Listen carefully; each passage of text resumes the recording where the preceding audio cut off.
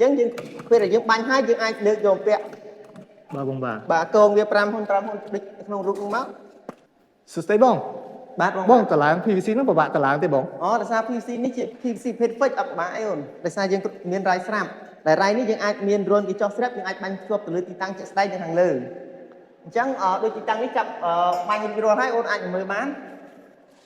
ដោយសារទីតាំងនេះយើងបាញ់រួចជាស្រេចអញ្ចឹងយើងគ្រាន់តែមានបាល់បន្ទះរបស់វាដោយសារមានរុនស្របជាមួយនឹងរ៉ៃ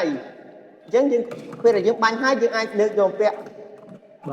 បាទកងវា5ហ៊ុន5ហ៊ុនដូចក្នុងរូបនោះមក អញ្ចឹងងាយស្រួលតឡាងទេថែ បាទ បង ផងបាទ បើសិនជាអតិថិជននៅតាមខេត្តគាត់ចង់ដំឡើងខ្លួនឯងអីគាត់តឡាងបានតែបង បើសិនអតិថិជននៅតាមខេត្តគាត់អាចតម្លើងបានដែរតែគាត់តែមើលវីដេអូដូចជាក់ស្ដែងទៅរ៉ៃវាអាចបាញ់ទៅតាមទីតាំង